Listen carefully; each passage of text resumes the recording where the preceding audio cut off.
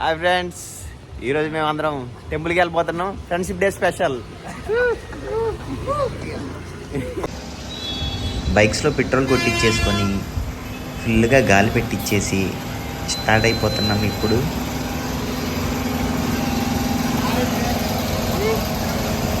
Okay, let's go. ఎవరురా నువ్వు? ఇంత టాలెంటెడ్గా ఉన్నావు.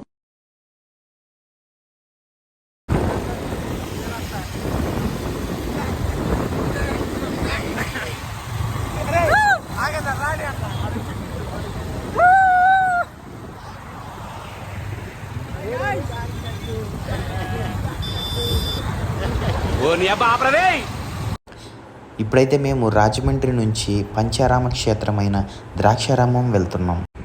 టోటల్ 47 కిలోమీటర్స్, 1 అవర్ అయితే పట్టింది. ద్రాక్షారామం విలేజ్ అయితే చేరుకున్నాం.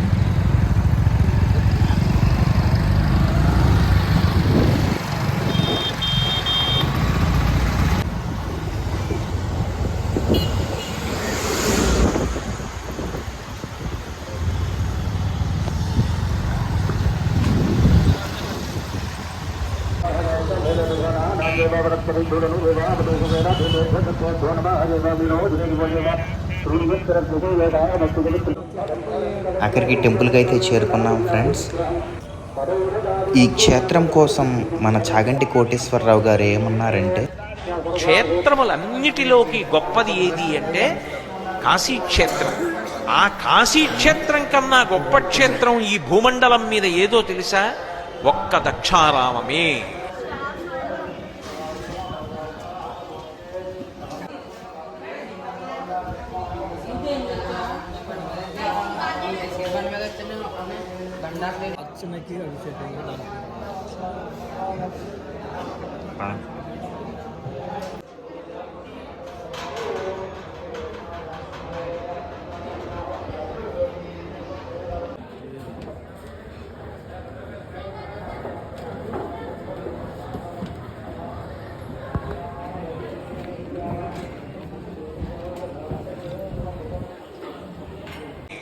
దక్షిణ కాశీ అని పిలవబడినప్పటికీ కాశీ ఎక్కుడు క్షేత్ర సంఘములలోన కాశీ కన్నను ఎక్కుడు గౌరవమున భోగమోక్ష నివాసంబు దక్షవాటి.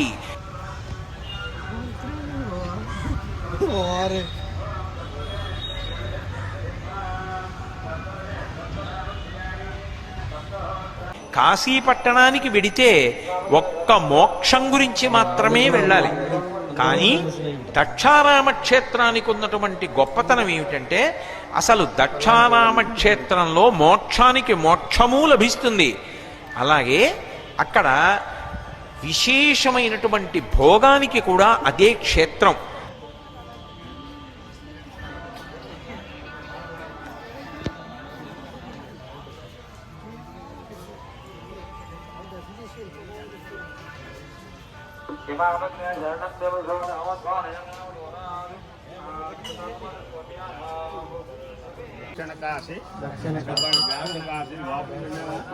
లోపలికి వెళ్ళి దండం పెట్టుకుని వెళ్ళండి.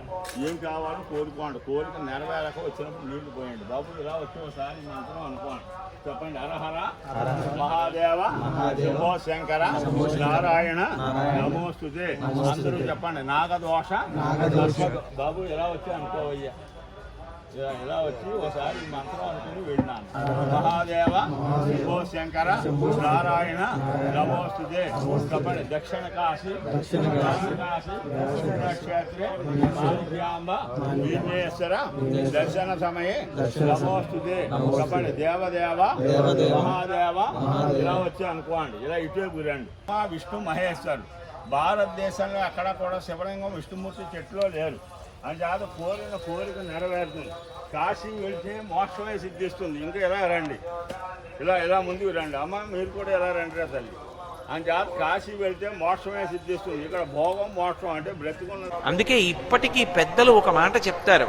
అర్థ సంబంధమైనటువంటి సమస్యలు ఉంటే, ఏదైనా ఐశ్వర్య సంబంధమైనటువంటి సమస్య ఉంటే దక్షారామ క్షేత్రానికి వెళ్ళి భీమనాథుణ్ణి సేవించండి అంటారు.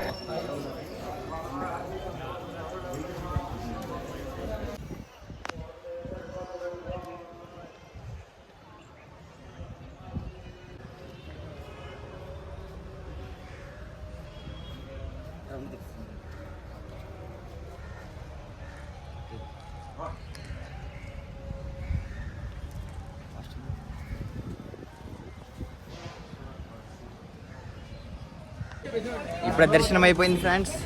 ఓకే బాయ్ అందరికి బాయ్.